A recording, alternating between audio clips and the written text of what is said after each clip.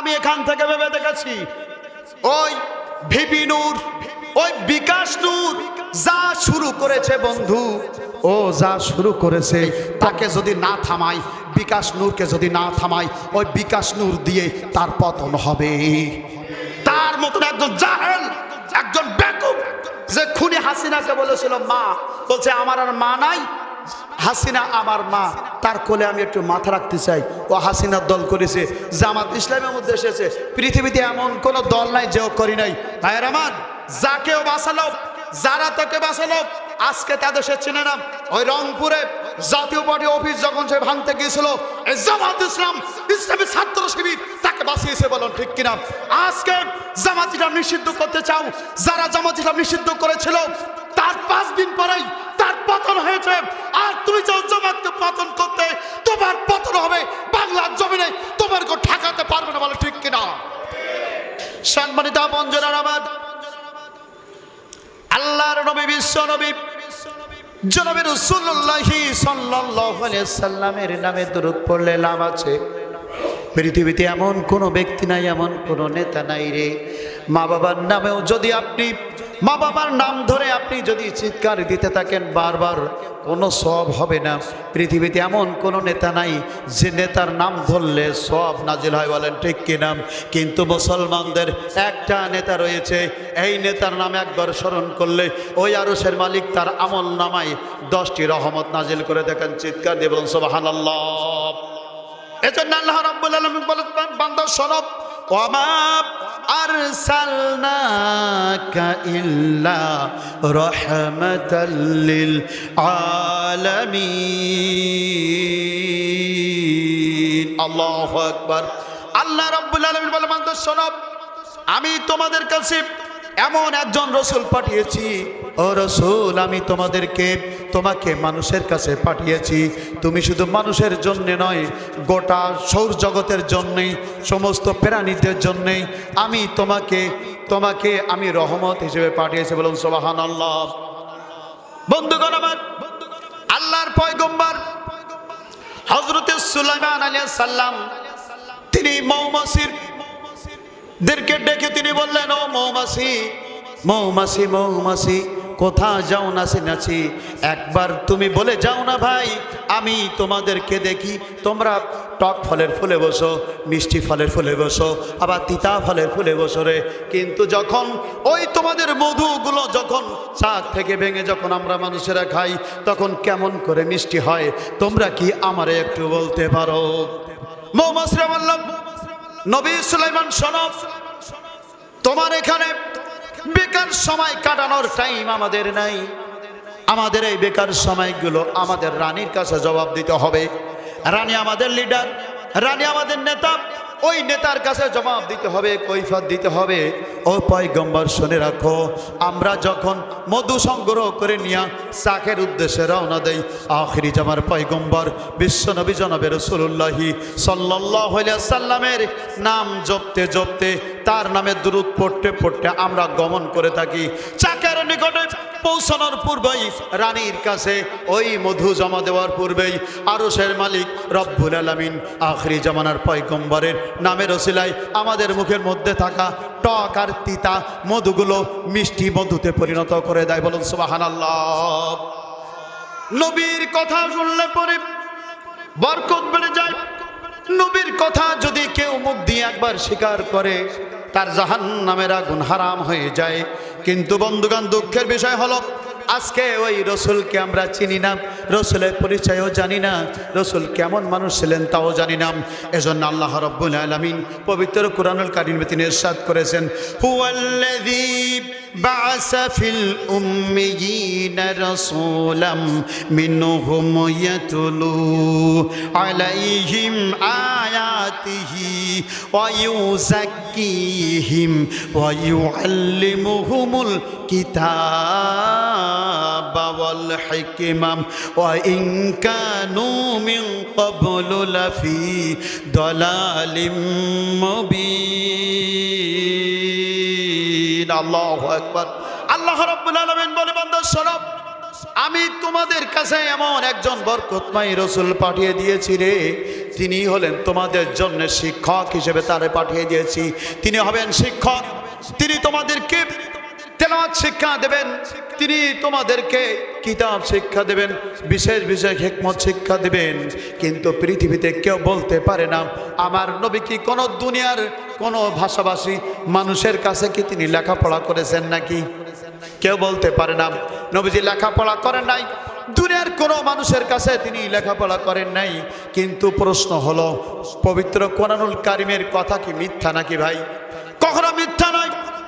কিন্তু কথা হলো, নবী যদি লেখাপড়া না শিখে থাকেন তাহলে কি আমরা একজন মূর্খ নবীর কেতাত করব? কিন্তু বলি না ভাই, একটু বিচার বিশ্লেষণ করে দেখুন। আমি গভীরভাবে বিচক্ষণ করে দেখেছি, আমি গভীরভাবে ভেবে দেখলাম যে আপনার আমার নবী আখিরি জামানের পয়গম্বর বিশ্ব নবী জনাবে রাসূলুল্লাহ সাল্লাল্লাহু আলাইহি সাল্লাম পৃথিবীর কোনো বিশ্ববিদ্যালয়, কোনো মাদ্রাসায়, ইউনিভার্সিটিতে তিনি লেখাপড়া করেন নাই। আপনার আমার নবী ঢাকা বিশ্ববিদ্যালয়ের ছাত্র নন, আপনার আমার নবী ঢাকা আলিয়ার মাদ্রাসার ছাত্র নন, কলকাতা বিশ্ববিদ্যালয়ের ছাত্র নন, আপনার আমার নবী আল আজহার বিশ্ববিদ্যালয়ের ছাত্র নন, অক্সফোর্ড বিশ্ববিদ্যালয়ের ছাত্র নন। স্বয়ং আপনার আমার নবী আপনার আমার নবী আরশে আজিম বিশ্ববিদ্যালয়ের ছাত্র। বলুন আল্লাহু আকবার। ওই আরশে আজিম বিশ্ববিদ্যালয়ে চ্যান্সেলর এবং ভাইস চ্যান্সেলর এবং শিক্ষকের দায়িত্ব পালন করেছেন স্বয়ং আমার আল্লাহ রাব্বুল আলামিন। আর একবার বলুন সুবহানাল্লাহ। ওই বিশ্ববিদ্যালয়ের পিয়নের দায়িত্ব পালন করেছেন হযরতে জিবরাইল আলাইহিস সালাম। আর ওই বিশ্ববিদ্যালয়ের প্রধান এবং চ্যাম্পিয়ন ছাত্রটার নাম হলো আখিরি জামানার পয়গম্বর বিশ্ব নবী জনাবে রাসূলুল্লাহ সাল্লাল্লাহু আলাইহি সাল্লাম। ওই বিশ্ববিদ্যালয়ের মোট ছাত্রের সংখ্যা হলো 2,24,000 পয়গম্বর। চ্যাম্পিয়ন ছাত্রটার নাম হলো বিশ্ব নবী জনাবে রাসূলুল্লাহ সাল্লাল্লাহু আলাইহি সাল্লাম। মহান আল্লাহ রাব্বুল আলামিন তার পরীক্ষায় পাশ করিয়ে দিয়েছেন। পাশ করে তাকে একখানা সার্টিফিকেট দান করেছেন। ওই সার্টিফিকেটের নাম হলো খাতামান নাবিয়্যিন, শেষ নবী বলে আল্লাহ রাব্বুল আলামিন আপনার আমার নবীর সার্টিফিকেটের উপরে সিলমোহর মেরে দিয়েছেন। ও নবী, আপনাকে আমি সার্টিফিকেট দিলাম রে, তোমার পরে আর কখনো নবী হিসাবে দুনিয়াতে কাউকে পাঠাবো না। বলুন সুবহানাল্লাহ। আপনার আমার নবী কি মূর্খ? আপনার আমার নবী মূর্খ নন, স্বয়ং আমার আল্লাহ রাব্বুল আলামিন তাকে শিক্ষা দিয়ে দুনিয়াতে পাঠিয়েছেন রে বন্ধু। আর আমার আল্লাহ আমার নবীকে সন্তুষ্ট হয়ে যদি কোনো স্কুল কলেজ মাদ্রাসায় কেউ যদি ভালো রেজাল্ট করে তাকে কিন্তু একখানা পুরস্কার দান করে। যদি চ্যাম্পিয়ন হয়, হল ফার্স্ট হয়, কলেজের ফার্স্ট যদি হয়, ভার্সিটির ফার্স্ট যদি হয়, তাহলে তার কিন্তু একটা পুরস্কার দান করেন। এজন্য আমার আল্লাহ রাব্বুল আলামিন আপনার আমার নবীকে একখানা কিতাব দান করেছেন পুরস্কার হিসেবে। ওই কিতাবের নাম হলো কুরআনুল কারীম। বলুন সুবহানাল্লাহ। এজন্য আল্লাহ রাব্বুল আলামিন বান্দা শোনো, দুনিয়ার মানুষেরা আমার নবীকে আমি মূর্খ করে দুনিয়াতে পাঠাই নাই। দুনিয়ার মানুষের কাছে যদি শেখার প্রয়োজন হয় তাহলে ওস্তাদ তো সে হয়, আর ওস্তাদের উপরে কখনো শিষ্য কথা বলতে পারে না। এজন্য আমার আল্লাহ রাব্বুল আলামিন আমার নবীকে নিজেই শিক্ষা দিয়া দুনিয়াতে পাঠিয়ে দিয়েছে। বন্ধুগণ আমার, আলোচনা করতে গেলে লাইট মাইক শ্রোতা তিনটি সমান থাকা লাগে। বলেন ঠিক কিনা? যা আছেন মাশাআল্লাহ এটাই হবে, কিন্তু জবান খুলে বলতে হবে, চিৎকার দিতে হবে, প্রতিটি প্রশ্নের জবাব আপনারা দিবেন, তাহলে আমি বুঝবো আমার কথায় আপনারা বুঝতে পেরেছেন। বলেন ঠিক কিনা? সমত ভাইরা আমার, আপনার আমার নবী তাকে দেখলেই ফেরেশতা সাহাবীদের ক্ষুধা লাগতো না? ক্ষুধা লাগতো? আপনার আমার নবীকে যদি কেউ দেখতো তার ক্ষুধা লাগতো না রে বন্ধু। আম্মাজান হযরতে ফাতেমা জোহরা রাদিয়াল্লাহু তাআলা আনহা বলেন, আমি তো খুবই অভাবী ছিলাম, মাঝে মধ্যে আমার খাওয়া হতো না। আমার হাসান হোসেন কান্না করত, যখন আমার বাবার সামনে আমি নিয়ে যেতাম, তারা আমার হাসান হোসেন তার নানার দিকে তাকিয়ে তাদের পেটটি ভরত, তাদের আর কোনো খাওয়ার প্রয়োজন হতো না। আপনজনেরা আমার, সাহাবীরা একদিন বলেন, ইয়া রাসূলুল্লাহ, যখন বাড়ি যাই কিছু ভালো লাগে না, বিবি ভালো লাগে না, সন্তান ভালো লাগে না রে, সম্পদ ভালো লাগে না, ব্যাংক ব্যালেন্স টাকা পয়সা কিছু ভালো লাগে না। ও নবী মন তো টেকে না, রাত্রে যখন ঘুমাতে যাই ঘুম আসে না, শুধু ঘুম চোখ বুঝালেই নবী চোখের মধ্যে বিবি দেখি না, অন্তরে বিবি দেখি না, সন্তানও দেখি না, অন্তরে আর চোখে শুধু একজন ব্যক্তিকে দেখি, নবী সে কেবলমাত্র আপনি। এজন্য সময় নেই অসময় নেই, আপনার কাছে চলে আসি। আপনাকে দেখে আমরা ক্ষুধার জ্বালা মেটাই। বলুন সুবহানাল্লাহ। সাহাবীরা বললেন, ইয়া রাসূলুল্লাহ, আপনি হয়তো একদিন থাকবেন না, কিন্তু আপনি যখন থাকবেন না, আপনি তো পরপরে চলে যাবেন, আল্লাহ ডাকে সাড়া দেবেন হয়তোবা। কিন্তু যদি আমরা বিদায় নেই দুনিয়া থেকে, আর আল্লাহ রাব্বুল আলামিন আমাদেরকে হয়তো জান্নাত যদি দেন, আর আপনাকেও যদি জান্নাত দেন, অবশ্যই তো আপনারে জান্নাত দেবেন। আপনারে যখন জান্নাত দেবে, আপনি প্রথম কাতারে নবীর সাথে আপনি জান্নাতের মধ্যে থাকবেন। আপনি ইব্রাহিমের সাথে থাকবেন, ইসমাইলের সাথে থাকবেন, নূহের সাথে থাকবেন, আদমের সাথে থাকবেন। প্রথম কাতারের নবী রাসূলদের সাথে আপনি জান্নাতের মধ্যে থাকবেন। আর যদি দয়া মায়া করে আল্লাহ রাব্বুল আলামিন আমাদেরকে একটা ছোট্ট জান্নাত দান করে রে, ওই জান্নাতের মধ্য থেকে আপনারা তো নবী দেখতে পাবো না রে। ও নবী, যে জান্নাতে আপনারে দেখা যায় না, ওই জান্নাত আমরা চাই না। আমরা শুধু জান্নাত চাই রে। কিন্তু রাসূলুল্লাহ সাল্লাল্লাহু আলাইহি সাল্লামের সাহাবীরা বললেন, নবী শোনো, যে জান্নাতে আপনারে পাওয়া যায় না, ওই জান্নাত তো আমরা চাই না বন্ধু। নবীকে যদি জাহান্নামের মধ্য থেকে নবীকে যদি একবার দর্শন পাওয়া যায়, জাহান্নামের আগুন ফুলের বাগান হয়ে যায়। আর যদি জান্নাতের মধ্যে যে নবীরে আপনি আমি দেখি নাই, নবীর প্রেমে কাতর হয়ে চোখের পানি ঝরে রে বন্ধু, ওই নবীরে যোগ দিয়ে একবার মৃত্যুর পরে হাসরের ময়দানে উঠে যদি নবীরে না দেখতে পাই, এই চোখ থেকে কি লাভ আছে বলুন? কোনো লাভ হবে না। নবীর যদি খাঁটি উম্মত হন, তাহলে এমন নবী প্রেমের ভালোবাসা আমাদের থাকা দরকার আছে না নাই? তাহলে একটা কথা মনে রাখুন, আল্লাহর নবীর শানে কেউ যদি 2 টাকা হোক 5 টাকা হোক লক্ষ টাকা দান করলে, নিঃস্বার্থভাবে নবীজির জন্মে খুশি হয়ে অর্থ করি দান করলে কি লাভ আছে আমাদের জানা দরকার আছে না নাই? বন্ধুরা আমার, আমরা জানি, ওই ইতিহাসে আমি যেতে চাচ্ছি না। ইসলামের একজন কুখ্যাত ব্যক্তি, নাম তার হলো আবু লাহাব, নবীজির আপন চাচা। নবীজির যখন জন্মের খবর শুনেছিলেন, আবু লাহাব তার দাসী সুহাইবার কাছ থেকে যখন সে শুনেছিল, সুহাইবাকে মারার জন্য প্রস্তুতি নিয়েছিল। ও সুহাইবা, তোরে আমি 1 ঘন্টা না দেখলে বাঁচি না, তুই কোথায় ছিলি রে? আজকে তোর আমি পাই নাই, দীর্ঘ সময় তুই কই ছিলি রে? শবে সাদেকের পর থেকে এখন পর্যন্ত 4-5 ঘন্টা আমি তোরে দেখি নাই, এখন তোর আমি চাবুক দিয়ে পিঠে ছাল উঠিয়ে দেব। সুহাইবা বলল, আবু লাহাব শোনো, আমারে তুমি মারো, কাটো, মাটিতে দাফন করো, আমার কোনো আপত্তি নেই, আমার কোনো দুঃখ থাকবে না রে। কিন্তু তুমি যাও, তোমার মরহুম ভাই আব্দুল্লাহর স্ত্রী আমেনার গর্ভে একটা সোনার রত্ন জন্ম দিয়েছে, আসমান থেকে চাঁদ নেমেছে ডেলিভারির সময়। আমেনার পাশে আমি ছিলাম রে। আমেনার ঘরে কোনো বাতি ছিল না, কোনো আলো ছিল না, কোনো লাইট ছিল না, বিদ্যুতের ব্যবস্থা ছিল না রে। গরিব আমেনার ঘরে কিছুই ছিল না। আমার চোখের সামনে যখন জনাবে রাসূলুল্লাহ সাল্লাল্লাহু আলাইহি সাল্লাম জন্মগ্রহণ করলো, তখন আমি লক্ষ্য করলাম গোটা ঘরটা নূরের আলোয় আলোকিত হয়ে গেল। ও আবু লাহাব, যাও, তুমি যাও, দেখো এসো একবার। যদি মিথ্যে হয় তাহলে তুমি আমাকে মারো, তাতে আমার কোনো আপত্তি নাই, কোনো দাবি থাকবে না। আবু লাহাব চলে গেল, নবীজির মায়ের ঘরে চলে গেল। আবু লাহাব বলেন, আমি যখন এতিম মোহাম্মদকে যখন দেখলাম, আমি যখন হৃদয়ের মধ্যে জান্নাতের সুখ অনুভব করলাম। আমি যখন তাকে দেখলাম, এত বেশি খুশি হলাম যে আমার কোনো সন্তান হলেও আমি এত বেশি খুশি হয় নাই। ধন সম্পদ আমার কম ছিল না, এত বেশি খুশি হয় নাই। আমি এত বেশি খুশি হলাম যে আবু লাহাব তখন ঘর থেকে বেরিয়ে প্রথম দর্শনে সুহাইবাকে দেখে বলেছিল, সুহাইবা যা, আজকে আমি তোকে এই সুসংবাদ দেওয়ার কারণে তোরে আমি স্বাধীন করে দিলাম। বন্ধুগণ আমার, বদরের যুদ্ধের পরে আবু লাহাব দুনিয়া থেকে বিদায় নিল। তার ভাই আব্বাস রাদিয়াল্লাহু তাআলা স্বপ্ন দেখেছিলেন, এই হাদিসটি বর্ণনা করেছেন তারই পুত্র তারই পুত্র রইসুল মুফাসসিরিন হযরতে আব্দুল্লাহ ইবনে আব্বাস রাদিয়াল্লাহু তাআলা বলেন, আমার আব্বা জান আমার চাচা আবু লাহাবকে স্বপ্নের মধ্যে দেখেছিলেন। তিনি বলেন সহিহ বুখারীর মধ্যে এসেছে, সুন্দর করে হাদিসখানা বর্ণনা করা হয়েছে, ব্যাখ্যা গ্রন্থে আমি পড়ে দেখেছি রে বন্ধু।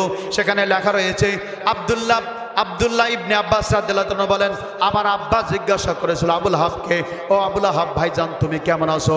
আবুল হাব বলল যে আমি খুব কষ্টের মধ্যে রয়েছি, আমি তোমাদের কাছ থেকে যখন এসেছি আল্লাহ রাব্বুল আলামিন আমাকে জাহান্নামে দাখিল করেছেন, কিন্তু প্রতি সোমবারের দিনে ওই নবীর জন্মের দিনেই আমি সুহাইবাকে আঙ্গুলের ইশারায় আমি তাকে মুক্ত করেছিলাম বলেই আল্লাহ রাব্বুল আলামিন এই আঙ্গুলের মাথা দিয়া শাহাদাত আঙ্গুলের মাথা দিয়া এই পানি ঝর্ণা ঝরিয়ে দেন, আর ওই পানি আমি পান করি বলে ওই সোমবারের দিনে জাহান্নামের আগুন আমার শরীরে স্পর্শ করে না।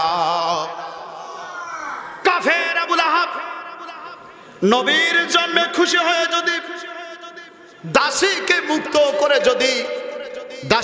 মুক্ত করে যদি সে জান্নাতে জাহান্নামটা যদি তার একদিনের জন্যে সোমবারের দিনে যদি জান্নাত হিসেবে পরিগণিত হয়, আপনি আমি নবীজির উম্মত অন্তত মসজিদের মধ্যে এসে যদি নবীর প্রেমে এই আজকের এই দিনে বন্ধুগণ আমার রবিউল আউয়াল মাসে নবী যেদিন জন্মগ্রহণ করেছিলেন, নবীর মহব্বতে দুই চোখে যদি 2 ফোঁটা পানি ঝরাতে পারি, ওই পানি যদি মাটিতে পড়ুক আর না পড়ুক বড় কথা নাই, আমাদের জন্যে 7টি জাহান্নামের আগুন হারাম হয়ে যাবে।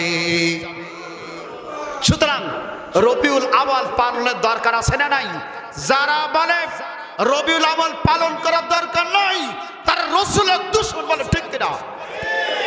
সম্মানিত ভাইরা আমার, আস্তে আস্তে কিন্তু আমি মেন আলোচনার মধ্যে ঢুকে যাচ্ছি।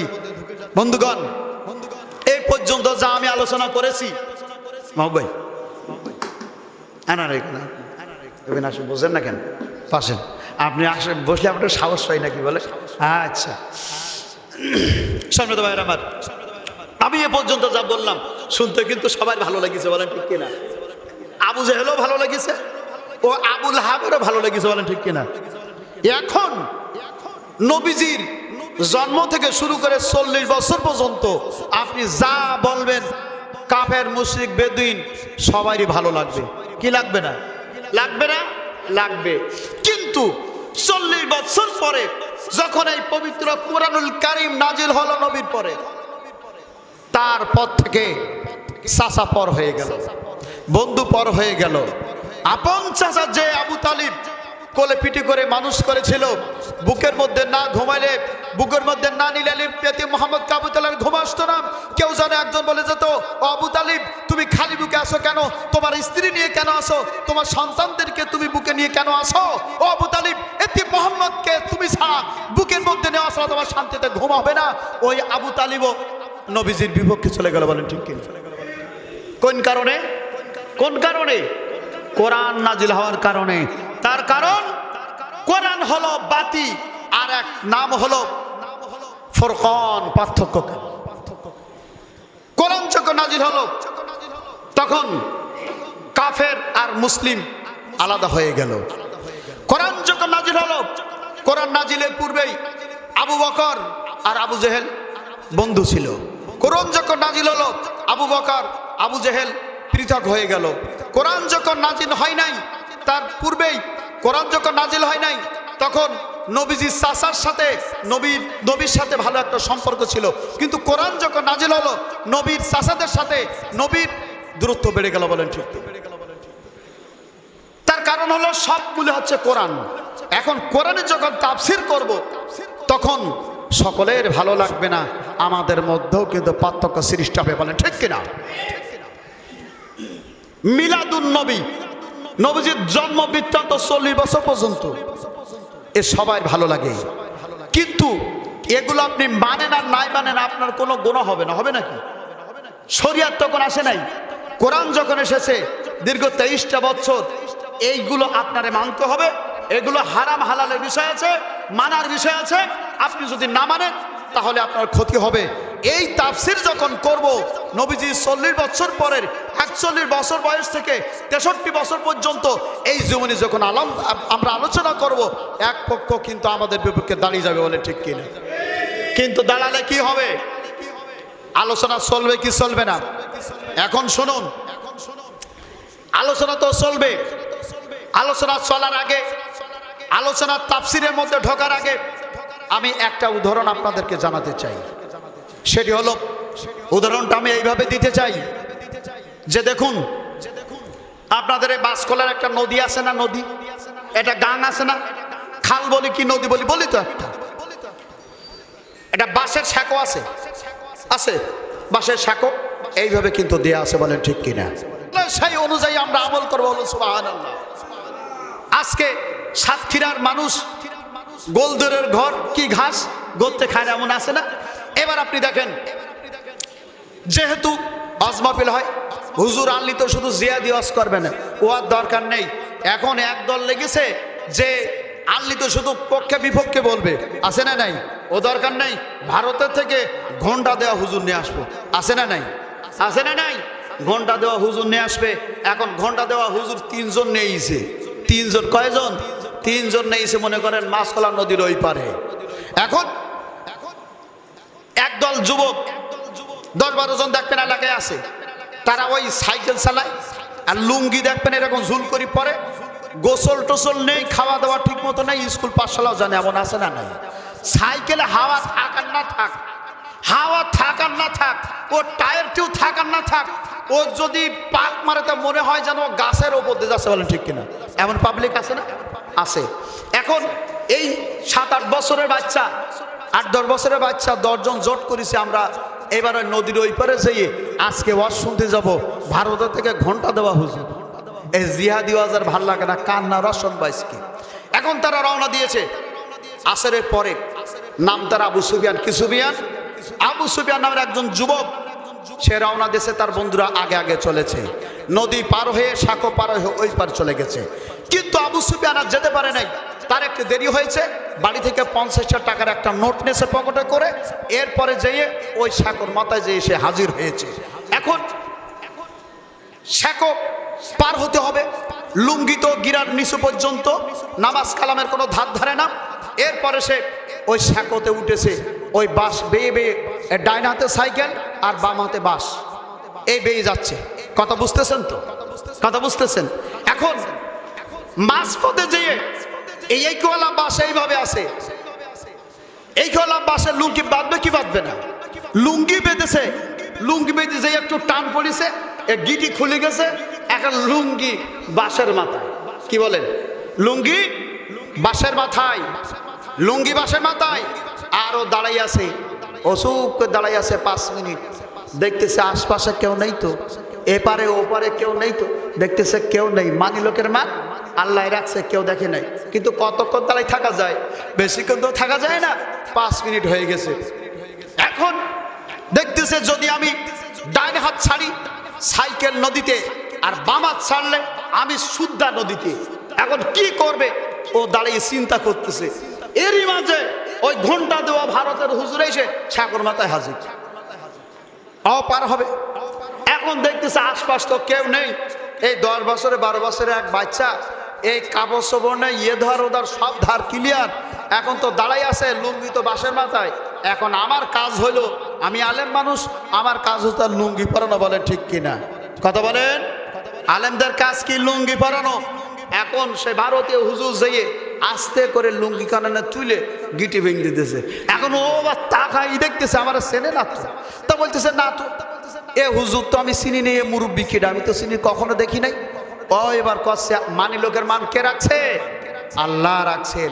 ভাইয়ের আমার, পার হয়েছে, এই বক্তও পার হয়েছে। এখন মাগরিবের নামাজ নাই, এশার নামাজ নাই, কোনো নামাজ কালাম নাই। ঠিক 10টার সময়, এইরকম সময় ভারতের ওই ঘন্টা দেওয়া বক্ত উঠবে, আরো 200 গ্রাম বাদাম কিনে ঠিক সামনে মাথা বসে বাদাম ভাঙছে আর খাচ্ছে, ভাঙছে আর খাচ্ছে। ভারতীয় বক্তা এসেছে এইরকম ঘন্টা মুড়ি দিয়ে, এখন মুখ তো আর একটারও দেখা যাচ্ছে না। ওর আগে আরো 2টো বিদায় নিয়েছে, প্রথম দ্বিতীয় বক্তা বিদায় নিয়েছে। 7 ঘন্টা দেওয়া ও 7 মুখ কেউ দেখতে পাইনি, এরও মুখ দেখা যায়নি, বলো ঠিক কিনা? বক্তা কয় ধরনের? 3 ধরনের, সরকারি, দরকারি আর তরকারি। বলেন ঠিক কিনা? কয় ধরনের বক্তা আছে? 3 ধরনের বক্তা। এই তরকারি মার্কা বক্তা এই হাজির হয়েছে ঘন্টা দিয়ে, এখন ও তার মুখ দেখতে পেতেছে না, সেই বেচারা কি তাও তো বুঝতে পেতেছে না, এখন ও বাদাম ভেঙতেছে আর খাচ্ছে। ঠিক আধা ঘন্টা হয়েছে, ঠিক আমি যেমন আট করে নিয়ে আপনাদের একটা জায়গায় নিয়ে আসতেছি, নিয়ে আসার পরে আধা ঘন্টা পরে বলতেছে, ও ভাই বাবাজিরা আমার, মা বোনেরা, আমি এখন আজ করবো এমন এক ব্যক্তির যে নবীজিকে কষ্ট দিয়েছিল, নবীজি 4খানা দান মোবারক যার বিনিময়ে যার কারণে শহীদ হয়েছিল, ওই আবু সুফিয়ানের ওয়াজ এখন আমি করব। ও এবার তাকায় দেখতেছে কি ব্যাপার, এ আমার নামও জানলো কি করি? কথা বলেন, আমার নামও জানলো কি করে? এ তো জানার কথা ছিল না। তাহলে এ তো সেই হুজুর, কাপড় খুলল এইটি ছাড়া তো কেউ। আমরা যখন আবু জাহেলের কথা বলবো, আবু জাহেলের রাজ যখন করব, এই জামানা এক শ্রেণীর আবু জাহেল তারা মনে করে আমাদেরকে ওই আবু জাহেলের মতো আলোচনা করবে আমাদের বিষয়। বলা ঠিক কিনা? আবু সুফিয়ানের যেমন কাপড় খোলা ওয়াজ করেছে, আজকেও ঠিক ওই আবু জাহেলের কাপড় খোলা ওয়াজ হবে। বলেন ঠিক কিনা? সমিত ভাইরা আমার, আসুন মূল আলোচনার মধ্যে যাই। আজকের আলোচনা বিষয়বস্তু আমি খুব সংক্ষেপে, আমি আপনাদের বিরক্ত করব না, এক্ষুনি শেষ করে দেবো, খুব দ্রুত শেষ করে দেবো। সেটি হলো সূরা আনফালের 30 নম্বর আয়াত আমি করব। এর ব্যাখ্যা করেই আমি শেষ করে দেব ইনশাআল্লাহ তাআলা, আল্লাহ পাক যদি তৌফিক দান করেন। সম্মানিত ভাইরা আমার, একটা কথা মনে রাখবেন, ক্ষুধার মর্ম না বুঝলে রুটি চেনা যায় না, আর শীতের মর্ম না বুঝলে কম্বল চেনা যায় না। ভালো মানুষের কথা বলতে গেলে মন্দ মানুষের কথা বলা লাগে, আর মুসার কথা বলতে গেলে ফেরাউনের কথা বলা লাগে। বন্ধুগণ আমার, ইব্রাহিমের কথা বলতে হলে নমরুদের কথা বলতে হবে, আর নবীর কথা বলতে গেলে আবু জেহেলের কথা বলতে হবে, ইমাম হুসাইনের কথা বলতে গেলে এজিদের কথা বলা লাগবে, আর বাংলার জমিনে আল্লামা দেলাওয়ার হোসেন সাইদি রহমাতুল্লাহ আলাইহির কথা বলতে গেলে সৈরাসার হাসিনার কথা বলা লাগবে। ঠেকানোর কোনো কায়দা নাই। কোরআনের তাফসীর করতে গেলে হক আর বাতিলের কথা বলা লাগবে, কেউ ঠেকাতে পারবে না। সম্মানিত ভাইরা আমার, আল্লাহ রাব্বুল আলামিন পবিত্র কোরআন কারিমে ইরশাদ করেছেন, ও নবী শোনো, তোমার বিরুদ্ধে ষড়যন্ত্র শুরু হয়েছে। ও নবী, তোমাকে আবু জেহেলেরা শুধু উটের নাড়ি বুড়ি মাথায় চাপিয়ে দ্বারা ক্ষান্ত হয় নাই, আমার নবীর মাথায় উটের নাড়ি বুড়ি চাপিয়ে দিত বন্ধু। শুধু তাই নাই, নামাজ পড়ার অপরাধে, নামাজ পড়ার কারণেই ছাগলের যখন বাচ্চা হতো, ছাগলের বকরির ওই জোলানটাও আমার নবীজির মাথায় চাপাইয়ে দিত। আপন জনের আমার, শুধু তাই নাই, নামাজ পড়ার অপরাধে আমার নবীকে গলায় চাদর পেঁচে হত্যা করতে চেয়েছিল উকবা ইবনে মুইত্রে। আমার নবীকে নামাজ থেকে ফেরানোর জন্য রাস্তায় কাটা দেওয়া হতো, আমার নবীকে রক্তাক্ত করা হতো। বন্ধুগণ আমার, খালি পেট নিয়ে আমার নবী বেরিয়ে যেতেন, আবার খালি পেট নিয়ে ফিরতেন। রক্তাক্ত অবস্থায় নবীজি ফিরে আসতেন ঘরে। আমার নবী ইমানের কালিমা থেকে চুল পরিমাণ তিনি বিরত হন নাই। বলেন ঠিক কি না? আবু জেহেল মনে করল নবীকে যদি, মোহাম্মদকে যদি ইমানের কালিমা থেকে ফেরানো না যায়, তাহলে বাপদাদার ধর্ম বিলীন হয়ে যাবে। তখন ষড়যন্ত্র করল, সংসদে আইন পাশ করল দারুন নদওয়া। আবু জেহেলের সংসদের নাম কি? দারুন নদওয়া। সংসদ ভবনের নাম কি? বাংলাদেশের পার্লামেন্ট হলো সংসদ ভবন, আর আবু জেহেলের সংসদের নাম কি? দারুন নদওয়া।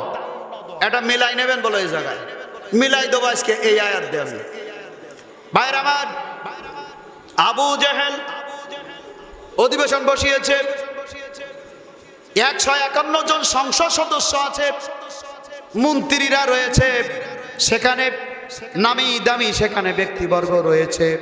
পরিকল্পনা করেছে 3টি। কয়টি? 3টি। এটি আল্লাহ রাব্বুল আলামিন বলেছেন, ওয়াইয়ামকুরু বিকাল্লাযীনা কাফারু লিয়ুসবিতুকাম আও ইয়াকতুলুকাম আও ইখরিজুক ওয়ায়ামকুরুনা ওয়ায়ামকুরুল্লাহ আল্লাহু খায়রুল মাকিরিন। আল্লাহু আকবার। ও নবী, আপনাকে নামাজ থেকে ফেরানোর জন্যে, দিন থেকে ফেরানোর জন্যে আবু জেহেল 3টি পরিকল্পনা করেছে। আপনাকে দিন থেকে ফেরানোর জন্যে 1 নম্বরে পরিকল্পনা তার হলো আপনাকে জেলের মধ্যে ভরে দেবে। জেলে ভরার পরে যদি আপনাকে মারতে না পারে, নিবৃত না করতে পারে দিন থেকে, তাহলে আপনাকে হত্যা করে ফেলবে। আর হত্যা করা যদি তার পক্ষে সম্ভব না হয়, অন্তত আপনাকে ঘাড় ধাক্কা দিয়ে মক্কা থেকে বের করে দেবে বলে পরিকল্পনা করেছে। বলুন নাউজুবিল্লাহ। আল্লাহ বলেন ওয়ায়ামকুরুনা ওয়ায়ামকুরুল্লাহ আল্লাহু খায়রুল মাকিরিন। কিন্তু আবু জেহেল যতই পরিকল্পনা করুক না কেন নবী, আপনার কোনো টেনশন নাই। আপনি দিন প্রচার করে যান, মানুষের দুয়ারে দুয়ারে কালেমার পতাকা, আপনি কালেমার বাণী পৌঁছাতে থাকেন। ওই দিন বিজয়ের দায়িত্ব আমি আল্লাহ রাব্বুল আলামিন নিয়েছি। আর আপনার বিপক্ষে যত ষড়যন্ত্র করবে, আমি আল্লাহ রাব্বুল আলামিন আমার নিজে দায়িত্বের সকল পরিকল্পনা আমি নস্যাৎ করে দেব। বলুন সুবহানাল্লাহ। এখনো বুঝি আল্লাহ পারে না? পারে, এখনো পারে। ভাইরা আমার, আবু জেহেলের জেলখানার লম্বা ঘটনা, ওই লম্বা ঘটনায় আমি যেতে চাই না, সংক্ষেপে বলি। আবু জেহেল সংসদে একটা আইন পাশ করেছিল, 1 পাতার একটি সংবিধান। 1 পাতার একটি সংবিধান ছিল। ওই 1 পাতার সংবিধান লিখেছিল যিনি, তার নাম হলো মানসুর বিন ইকরামা। মানসুর বিন ইকরামা, ওয়াজ শিখে যাবেন বন্ধুগণ আমার। মানসুর বিন ইকরামা আমাদেরকে এই বাংলাদেশের সংসদ ভবনে যে পার্লামেন্টে যে একখানা কিতাব রয়েছে, এই সংবিধান আছে, সংবিধানের লেখক হলো ডক্টর কামাল হোসেন। এই আবু জেহেলের সংসদ ভবনের, দারুন নদওয়া সংসদ ভবনের এই সংবিধানের লেখক হলো মানসুর বিন ইকরামা। মানসুর বিন ইকরামা যখন সংসদ ভবনের ওই 1 পাতার সংবিধান লিখেছিল, ওই সংবিধানে ওপরে জেনে কিংবা না জেনে, জ্ঞানে কিংবা অজ্ঞানে বিসমিল্লাহ লিখে ফেলেছে। বলুন সুবহানাল্লাহ। বিসমিল্লাহ লেখার পরে লিখেছে, মুসলমানদের সাথে কোনো মেলামেশা করা যাবে না। জেলখানায় শিয়াবে আবি তালিবে তাদেরকে গ্রেপ্তার করা হবে, বন্দী করা হবে। সেখানে কোনো খাদ্য পানি পৌঁছাতে দেব না। যে নিয়ে যাবে তাকে কঠিন শাস্তি দেওয়া হবে। এমন করে বন্ধুগণ আমার 80-র ঊর্ধ্বে মক্কার যারা পার্লামেন্ট সদস্য ছিল, বড় বড় নেতা, সকলে সেখানে স্বাক্ষর করেছিল। বিল পাস হয়ে গেল। আল্লাহ নবীকে গ্রেপ্তার করা হলো রে বন্ধু। সংসদে পাস হয়েছে, কোরআনের পাখিদেরকে গ্রেপ্তার করবে। গ্রেপ্তার করে ফেলেছিল। দারুন নদওয়ায় বইটাকে সিদ্ধান্ত করেছে মুহাম্মদকে গ্রেপ্তার করা হবে। গ্রেপ্তার করা হয়ে গেল। বলুন নাউজুবিল্লাহ। নবীর সাথে আবু বকর, ওসমান, আলী সকলে জেলখানায় বন্দী রয়েছে বন্ধু। একে একে 3 বছর প্রায় পার হয়েছে। কিন্তু পার হলে কি হবে? আল্লাহর কথা আল্লাহ রাব্বুল আলামিন ভুলে যান নাই তার নবীকে। তিনি বলেছিলেন, আবু জেহেল যত পরিকল্পনা করুক না কেন নবী, ওই আবু জেহেলকে দিয়া, আবু জেহেলের দলের লোক দিয়ে আপনাকে বের করব। বলুন সুবহানাল্লাহ। দীর্ঘদিন আটকে রাখলো, প্রায় 3টি বছর কম বেশি আটকে রাখা হলো। কিন্তু আবু জেহেলের দলের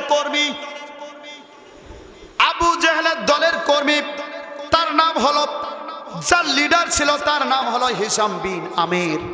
হিশাম বিন নামের একজন কাফের যুবক, টকবগে যুবক। যেমন আমাদের হাসনাত আব্দুল্লাহ, যেমন এই হাসনাত আব্দুল্লাহর নেতৃত্বে মনে করুন সংসদ ভবনে 6 জন নেতা আছে। বলেন ঠিক কিনা? আমাদের এনসিবির কয়জন? 6 জন।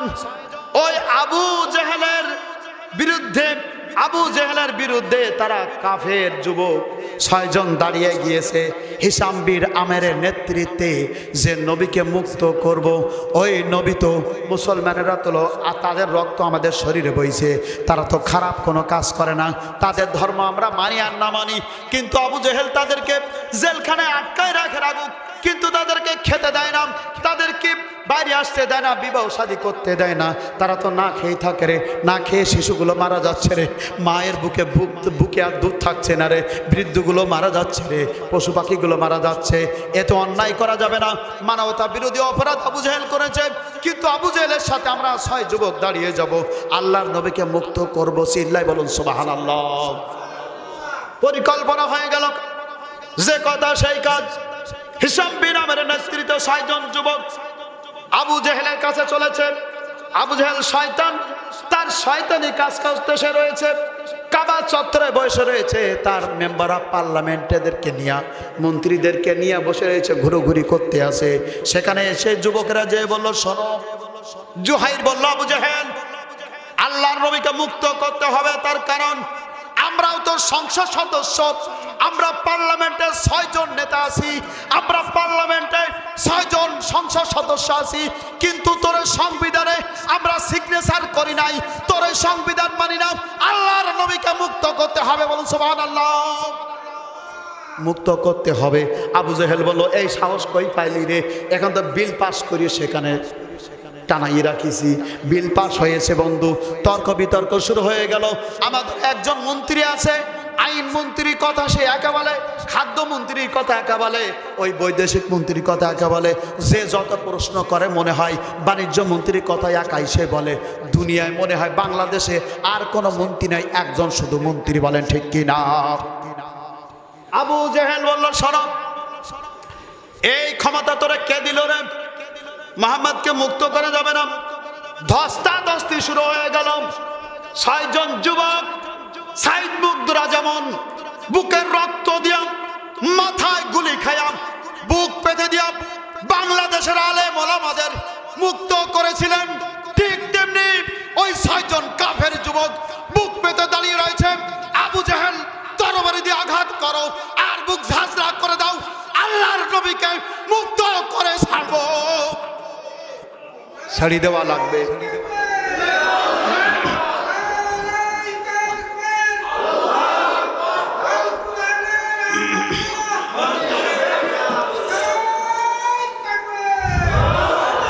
সম্মানিত ভাইয়ের আমার, ভাগ্যক্রমে সেখানে ছিলেন আবু তালিব। আবু তালিব বললেন, আবু জেহেল শোনো, অত চিল্লা পাল্লা করে কোনো লাভ হবে না। আমাদের যেমন বিরোধী দলীয় নেতা ডক্টর শফিকুর রহমানের মতন দাঁড়িয়ে গিয়েছে, স্বৈরাচারেরা যখন লম্বা লম্বা কথা বলে, কোরআনের বিপক্ষে কথা বলে, আলেমেরা দাঁড়িয়ে যায় কি যায় না, ঠিক তেমনি আবু তালিব দাঁড়িয়েছিল ওই আবু জেহেলের সামনে। আবু জেহেলের সামনে দাঁড়িয়ে বলে, আবু জেহেল শোনো, অত লাফালাফি করো না। আমার ভাতিজা মোহাম্মদ গত রাত্রিতে বলেছে, চাচা, তারা যে সংবিধান লিখেছিল, 1 পাতার সংবিধান, শুধু বিসমিল্লাহ অক্ষরটি আছে, আর যত লেখা ছিল সব লেখাগুলো পোকায় ঘুনে খেয়ে ফেলেছে। ভাইয়ের আমার, আবু জেহেল শুনে বিশ্বাস করে না, হতেই পারে না। চামড়ায় লেখা, ইনটেক যুক্ত কালি দেওয়া লেখা, পোকায় খাওয়ার তো কোনো বিশ্বাস আমি করি না। আগুনে না পোড়ানো পর্যন্ত এটি যাওয়ার কথা নয়। আবু জেহেল বিশ্বাস করলেন না, চ্যালেঞ্জ দিল। চ্যালেঞ্জ গ্রহণ করলেন নবীজির আপন চাচা আবু তালিব। আবু তালিব বললেন, আবু জেহেল শোনো, আমার ভাতিজার ধর্ম মানি আর না মানি, সে হলো আল আমিন, সে কখনো মিথ্যে। औलाद इब्राहिम भी है फिर किसी का इम्तिहा मौजूद है। কবি বলেন, শোনো, যুগে যুগে কালে কালে ইব্রাহিম থাকবে, আর নমরুদেরও থাকবে, আবু জেহেল থাকবে, আর আল্লাহর নবীর উম্মতেরাও থাকবে। থাকলে কি হবে? আল্লাহর নবীর উম্মতেরা থাকবে ওই আবু জেহেলদের মোকাবেলা করার জন্য। বলেন ঠিক কিনা? আপনজনের আমার, এখান থেকে আমি আরো ব্যাখ্যা নিয়ে এসেছি। আল্লাহ নবী, বিশ্ব নবী, তিনি আফসোস করে বলেছিলেন, মুসার জামানার সব থেকে বড় জালিম হলো ফেরাউন, আর আমার যুগে সব থেকে বড় জালিম হলো আবু জেহেল। আবু জেহেল হলো ফেরাউন। নবীজি বলেছেন, বন্ধু, এখান থেকে আমি মিলিয়ে নিয়েছি, বাংলার জমিনে ইসলাম বিদায় নিয়েছে, ইসলামের খেলাফত বিদায় নিয়েছে মীর জাফরের কারণে। মীর জাফর যদি জন্ম না হতো বাংলার জমিনে মুসলমানের খেলাফত যেত না। আর আমি এখান থেকে ভেবে দেখেছি, কাদের কাকা যদি জন্ম না হতো তাহলে হাসিনাও পালাতো না। সম্মানিত ভাইরা আমার, আজকে এখান থেকে আমাদের আবু জেহেলের ঘটনা থেকে আমাদের শিক্ষা দরকার আছে না নাই? সম্মানিত আপনজনের আমার,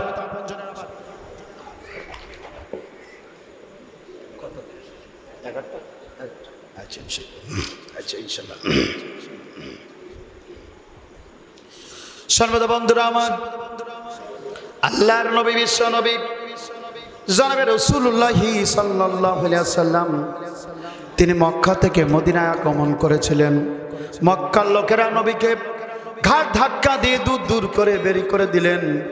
আল্লাহ বললেন, নবী শোনো, সে যতই ঘাট ধাক্কা দিয়ে বের করে দেওয়া পরিকল্পনা করুক না কেন, আমি আপনাকে ইজ্জত দিয়ে আমি আপনাদের রক্ষা করব।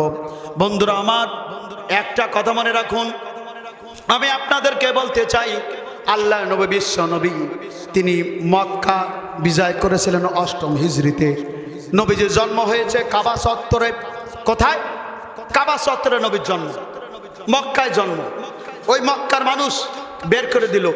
আপনার গ্রাম থেকে যতই বের করে দেখ না কেন, 10 বছর পরেও যদি আপনি গ্রামে আসেন, আপনার কিন্তু অন্তরে একটু দোলা দেবে কি দেবে না? শৈশবের স্মৃতি মনে পড়বে না? অবশ্যই পড়বে। বিশ্বনবী যখন আপনজনের আমার মুসলমানেরা, মদিনার মুসলমানেরা, আনসার সাহাবীরা কল্পনা করতে লাগলেন, চিন্তা করতে লাগলেন যে আল্লাহর নবী যেহেতু মক্কা এসেছে, তার বাড়িতে এসেছে, জন্মভূমিতে এসেছে, নবীজি বুঝি আমাদের সাথে মদিনায় ফিরে যাবে না রে। কান্না কাটা শুরু করে দিলেন। আপনজনের আমার আনসার সাহাবীরা কান্না কাটা করা শুরু করে দিয়েছেন। নবীজি বলেন, আনসারেরা শোনো রে, তোমরা কষ্ট পেও না, মনে দুঃখ পেও না কেন। এই মক্কার মানুষেরা, এই আপনজনেরা আমার ঘাট ধাক্কা দিয়ে বের করে দিয়েছিল, আর তোমরা আমাকে দূর সময়ে এবং সাহাবীদেরকে, মুহাজিরদেরকে তোমরা জায়গা দিয়েছিলে। তোমরা জেনে রেখো, আমি এই মক্কায় থাকবো না, আমি তোমাদের সাথে মদিনায় ফিরে যাব, মদিনায় চলে যাব। আর নবী বললেন, শোনো, মক্কায় আর আমার থাকা সম্ভব হবে না। আপনাদের একটা প্রশ্ন করি, বাড়ি একা একা নামাজ পড়া 1 গুণ সওয়াব, আর জামাতে নামাজ পড়া 27 গুণ সওয়াব। আর একটু কষ্ট করে যদি আপনি বাইতুল মুকাদ্দাসে যে নামাজ পড়েন, তাহলে 500 গুণ সওয়াব। বলেন ঠিক কিনা? আর আপনি যদি নবীর মসজিদে নববীতে যদি নামাজ পড়েন, তাহলে 1000 গুণ সওয়াব। আর আপনি যদি একটু কষ্ট করে কাবা ঘরে বাইতুল্লাহ যদি আপনি নামাজ পড়তে পারেন, তাহলে 1,00,000 গুণ সওয়াব। বলেন ঠিক কিনা? মদিনায় হলো 1000 গুণ সওয়াব, আর মক্কায় হলো 1,00,000 গুণ সওয়াব। আমরা কত বড় নামাজি, আর আপনার আমার নবী কত বড় নামাজি জানার দরকার আছে না নাই? সওয়াবের আশায় তো আমরা বিভোর হয়ে থাকি রে বন্ধু, কিন্তু দিন কায়েমের বেলায় আমরা বেমালুম ভুলে গেছি। আল্লাহর নবী চিন্তা করে দেখলেন, আমি যদি মক্কায় থেকে যাই, আমার মদিনা এতিম হয়ে যাবে, কিন্তু এই মক্কায় নামাজ পড়লে হয়তো আমি 1,00,000 গুণ সওয়াব পাবো। কিন্তু মদিনা রাষ্ট্র যদি ইসলাম শূন্য হয়ে যায়, তাহলে ইসলাম দুনিয়া থেকে বিদায় নেবে। আমার 1,00,000 গুণ সওয়াবের প্রয়োজন নাই, আমার ওই 1000 সওয়াব আমার উত্তম। বুঝতে পেরেছেন? নামাজের সওয়াব নিয়ে আমরা ব্যস্ত, অথচ রাসূল বলেছেন, আমি মক্কায় নামাজ পড়তে চাই না, আমি মদিনায় 1,00,000 সওয়াবের প্রয়োজন নাই, আমার 1000 সওয়াব আমার জন্য উত্তম। ওই মদিনা যদি ইসলামী রাষ্ট্র যদি জলাঞ্জলি চলে যায়, ওই মদিনা যদি বিলীন হয়ে যায়, ইসলাম যদি বিদায় নেয়, তাহলে এই মক্কায় নামাজ পড়ে এই নামাজ আমার আল্লাহ জান্নাতে নেবে না। আমার প্রয়োজন নাই, আমি মদিনায় যাব, সেখানে যে নামাজ পড়ে আমি আল্লাহ জান্নাতে চলে যাব। চিৎকার দিয়ে বলুন সুবহানাল্লাহ। সাথে ভাইরা আমার, একটু মাথা খাটিয়ে দেখুন, আল্লাহ নবী যদি চাইতেন মৃত্যুর পরে তার লাশটা কাবার পাশে হোক, চাইতেন না? পারতেন। তার নিজের এলাকা যেখানে তিনি জন্মগ্রহণ করেছেন, কিন্তু নবী তিনি চেয়েছেন ইসলাম যেখানে প্রতিষ্ঠা হয়েছে, যেখান থেকে সারা পৃথিবী ইসলাম ছড়িয়ে পড়বে, ওই মদিনাই আমার কাছে প্রিয়, মক্কা না। কারণ হলো ইসলামের রাজনীতি যদি না থাকে, ইসলাম সেই সমাজে থাকে না। বলে ধর্ম আর রাজনীতি আলাদা। এদের মতো গাধা, বেকুব, জাহেল, কাফের আর হতে পারে না। বলে ঠিক কিনা? তার কারণ খুব খেয়াল করে শুনুন। আমি ইতিহাস দিয়ে আপনাদেরকে কথা আজকে বুঝিয়ে দেবো, প্রমাণ করিয়ে দেবো যে ধর্ম আর রাজনীতি কখনো আলাদা নয়। ইসলামী রাজনীতি যদি না থাকে, নামাজ পড়াও একদম লোক খুঁজে পাওয়া যায় না। তার কারণ খুব খেয়াল করে শুনুন। ভারতবর্ষ, ভারতে 800 বছর মুসলমানরা শাসন করেছে। তখন মুসলমানদের সংখ্যা খুবই কম ছিল, কাফেরদের সংখ্যা বেশি ছিল, হিন্দুদের সংখ্যা বেশি ছিল। বলেন ঠিক কিনা?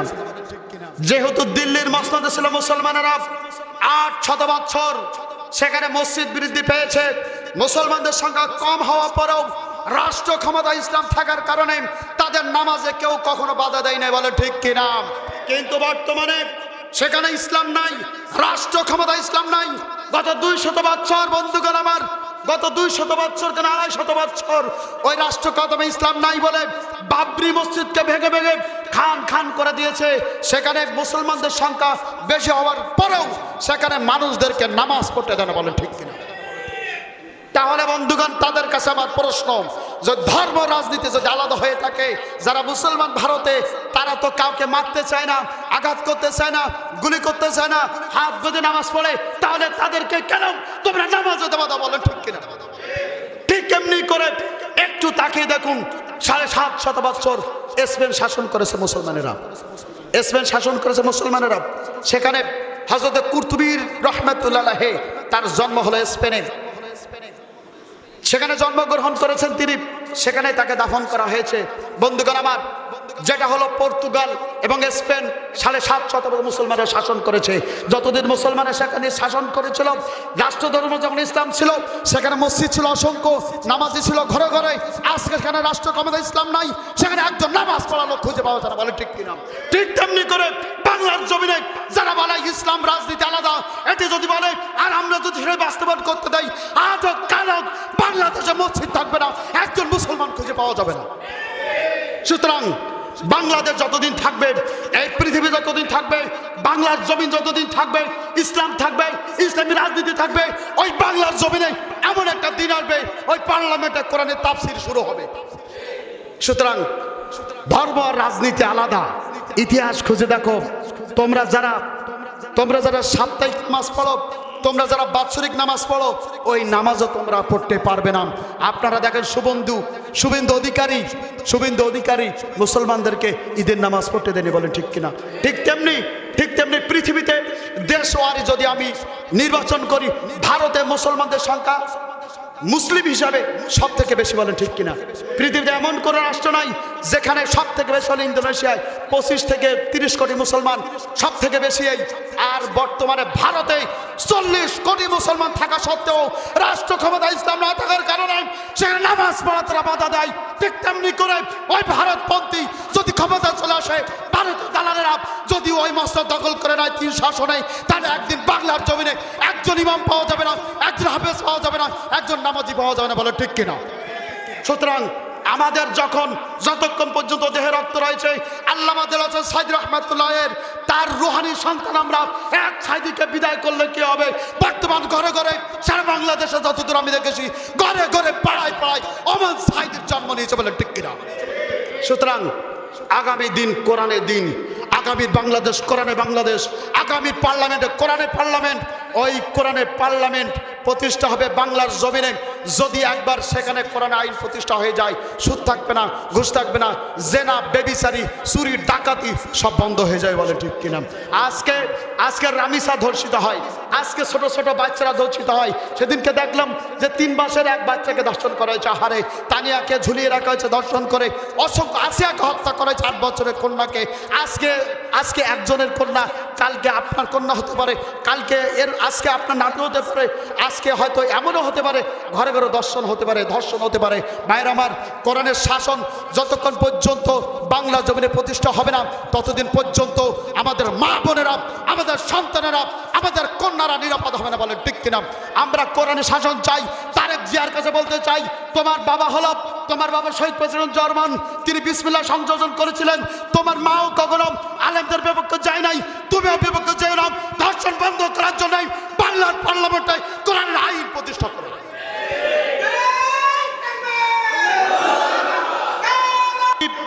আমার যদি নামটা লেখা থাকে বুলেটে, মৃত্যু আমার হবেই।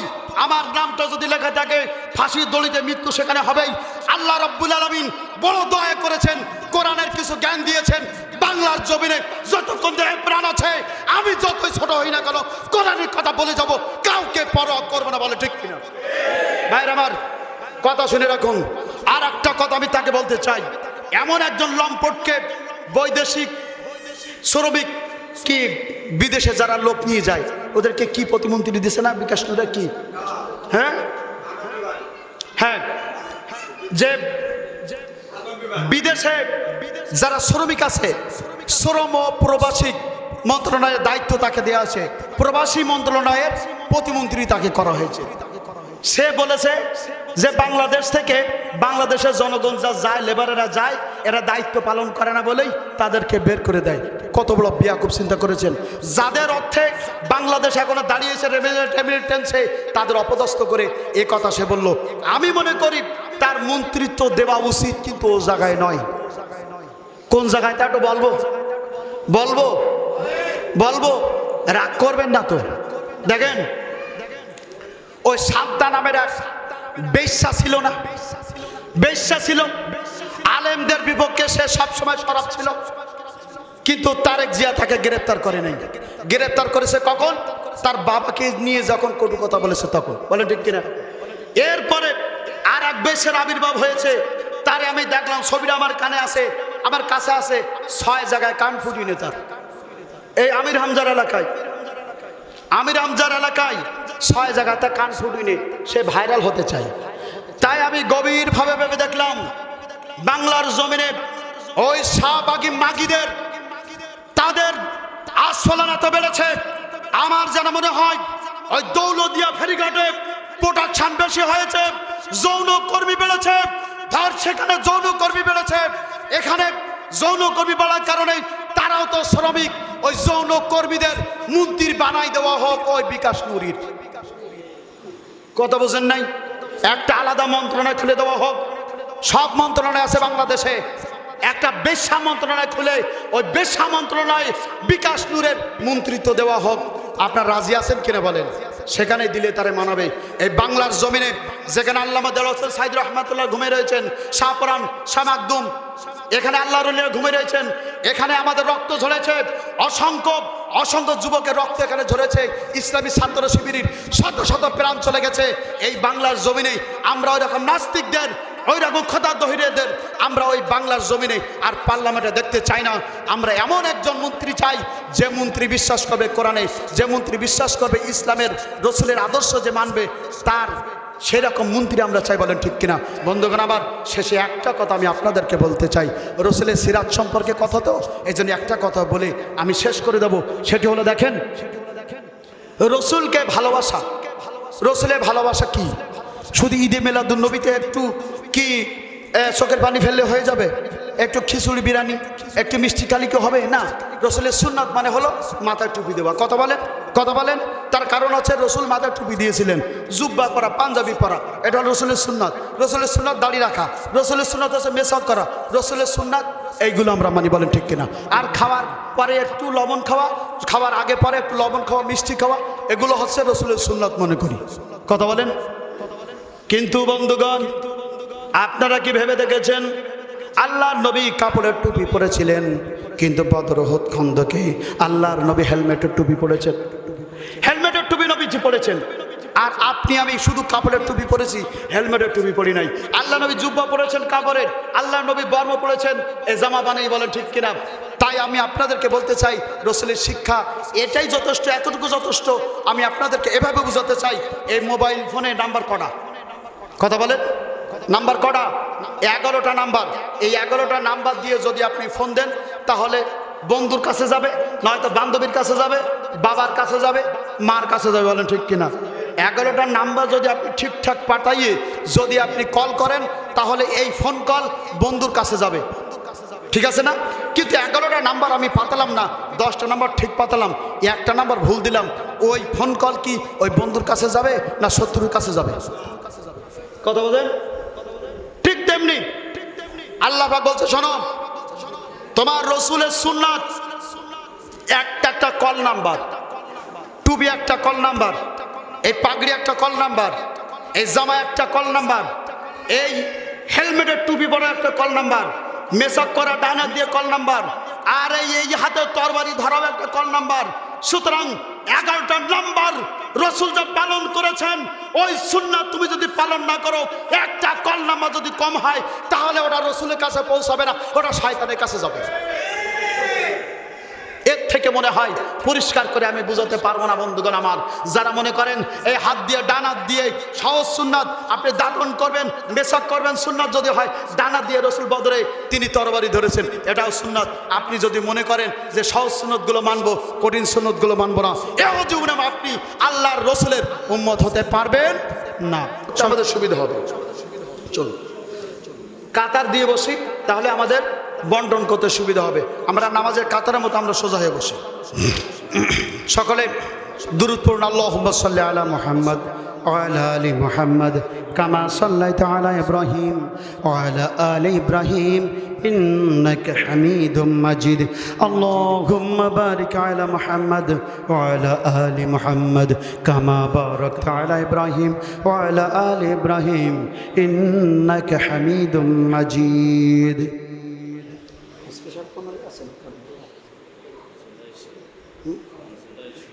জুলাইশা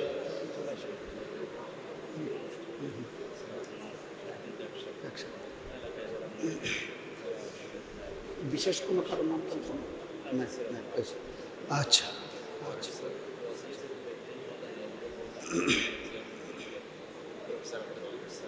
না, ব্রহ্মরাজ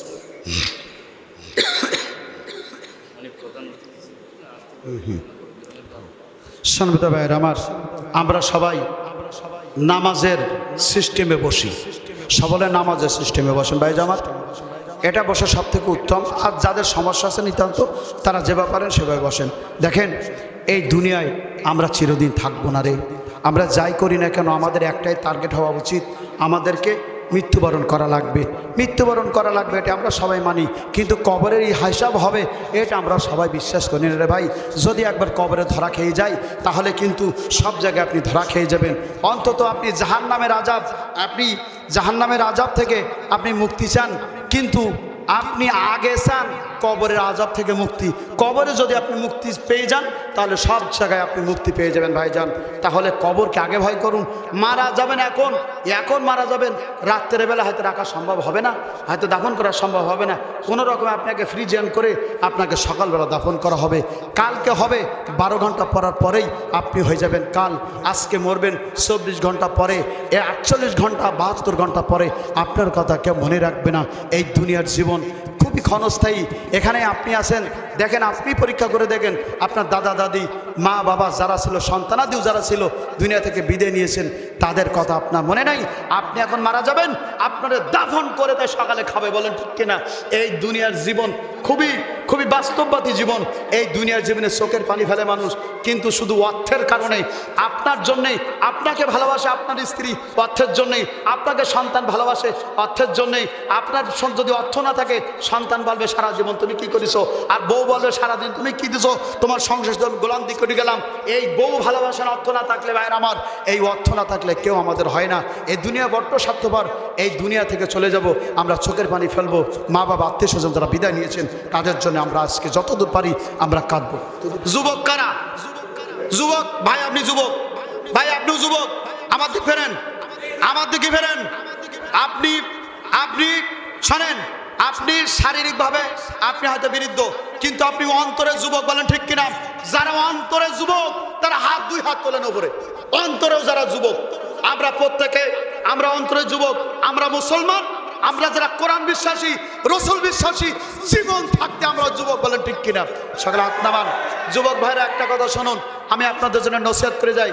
রসুলের শিক্ষা হলো, রসুলের আদর্শ তোমাদের জন্য একটু বলে যাই। আম্মাজান খাদিজাতুল কুবরা রাদিয়াল্লাহু তাআলা আনহা, যখন তিনি বিয়ে করেন নাই, ব্যবসায় খুব মন্দা ভাব যাচ্ছিল, তিনি একটি বিজ্ঞপ্তি দিয়েছিলেন, সার্কুলার চাকরি সার্কুলার দিয়েছিলেন। তখন নবীজির চাচা আবু তালেবের অবস্থা খুব ভালো ছিল না। নবীজি তখন আবু তালেবের সংসারে ছিলেন।